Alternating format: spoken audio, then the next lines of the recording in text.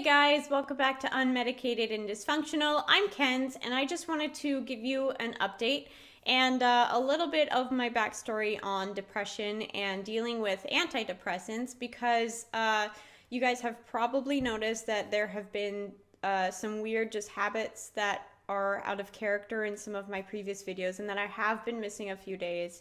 That's because there are some things that I'm kind of dealing with right now that just kind of I need to just run through. I also want people who are going through the same thing to understand that they're not alone and that dealing with it isn't something that you have to go through by yourself, whether or not it feels like it. My history with depression kind of really goes back really far because it is a genetic thing in our family. The way that I dealt with it was because I did hit a pretty low right before high school. So right when I hit high school, I was put on antidepressants, and throughout the 7 years that I've been on them, I was switched around routinely. I was constantly upping the dosage. The way I was taking it probably wasn't very good, and the fact that I started right when I hit high school probably wasn't that great either, because that's when your brain is developing the most. I mean, it makes sense that a lot of people in high school would feel depressed because, one, high school just already is hard. You're trying to figure yourself out. The socials are really hard. Everyone's high school is not easy to begin with. But just toss in the fact that your brain is trying to wire itself and figure out all of its levels and just learn to be okay with itself. It's that makes it like a million times worse. So I was on, I think, 3 different medications. I was on fluoxetine, sertraline, and Celexa. Fluoxetine and sertraline, those are Prozac, and there's another really common one, but that's just the basic names for those. It's the drug name. It was also paired with a birth control, by the way. I should mention that, as a mood stabilizer.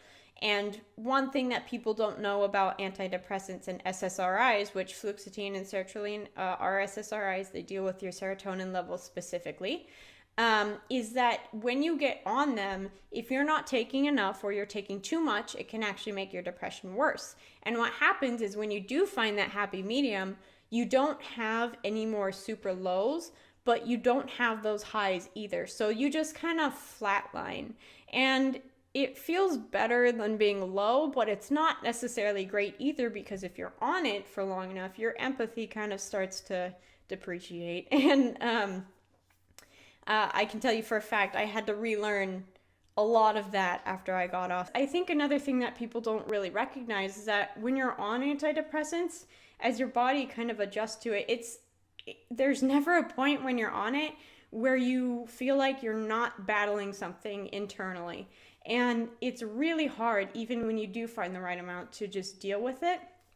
And you kind of build this dependency on it. Not necessarily, it's not an addiction.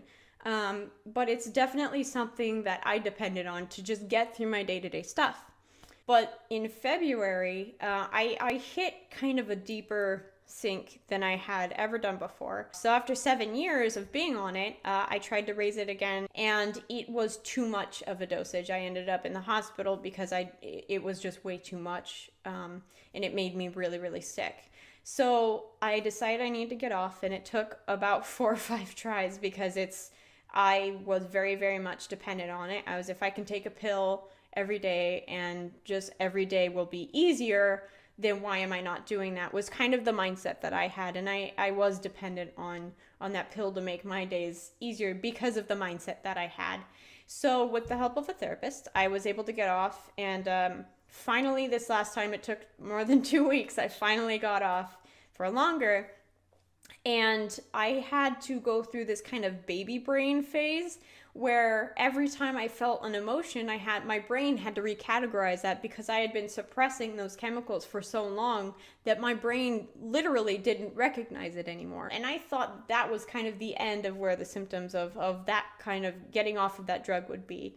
But it turns out that keep moving down the line. So I got off in April. Around July, I started getting sleep. I started having problems sleeping, And I would wake up around 1 or 3 in the morning and have really bad sleep paralysis. And along with that started to come hallucinations. So I would see someone come over and like sit at the edge of my bed, but I knew it wasn't there. So it wasn't scary for me because I knew that it was something going on in my head. And it had become more of an annoyance. But recently, it started getting worse to the point where I would start seeing people cross the street when it was dark outside, or I would see someone in the back of my car, and I still knew that they weren't there, but it was getting to the point where I was like, okay, I need to go see someone.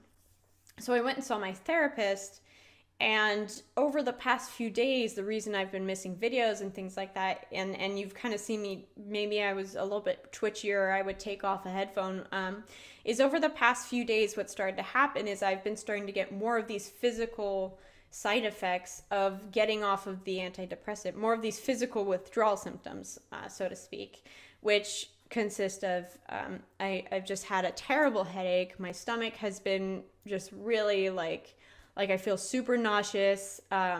It's been really hot. I've had terrible tremors that kind of come and go. I'm okay right now, but you're not getting a lot of sleep. And it's just kind of generally a terrible experience. And I wish I had known about it before I had gone on, because I was just on such a high dose for so long that now my brain is trying to reconfigure itself. And it takes a really long time for you to be able to do that because it is all chemical. And it's just not something that you can do overnight. So that's kind of where I'm at now, is just dealing with all of that and trying to figure it out and just get through day to day of hoping that it'll start to kind of go down. And what I want to do is maybe start doing a diary entry once a month and posting it up here so that I can track my progress, and everyone who's going through this as well kind of has maybe not necessarily a guide. I don't think someone going through this should necessarily tell someone else how to go through it, because that's probably just maybe kind of a sick thing to do. But I want people to know that if this is something that you're dealing with, or if you're getting on antidepressants, and I know that every day seems like you're battling yourself internally, and it's hard to explain to other people, and I get it. It's not easy. It's one of the suckiest things that you could probably go through, is just dealing with that day to day. But know that if you want to get off, this is kind of what you can expect. And that if you are getting off now, or you're getting off in the future, and you want to look back at these videos, you're not alone. Don't ever forget that you're beautiful on the inside and the outside. And you're going to make it, and you're going to have a great day, and you're going to be so much stronger at the end of it. And we're going to get through this together, because just knowing that there's someone else going with you makes it so much easier. So if you do have a therapist or someone that you can talk to help you deal with it, absolutely do that. And don't ever feel like you can't get help for it. If you need help, go get help and talk to the right people, and make sure you have that support network. And I'm hopefully posting this video is going to build a little bit of a support network community, just kind of here, and a safe point for people. And yeah, I guess that's kind of pretty much it. I hope everyone going through this, or everyone who's dealing with depression, understand that you're not alone, and that we're going to get through this. Okay? So thank you guys so much. I'll try not to miss any more videos, but if I do, I apologize in advance, and I will see you guys next time. Bye. Have a wonderful day.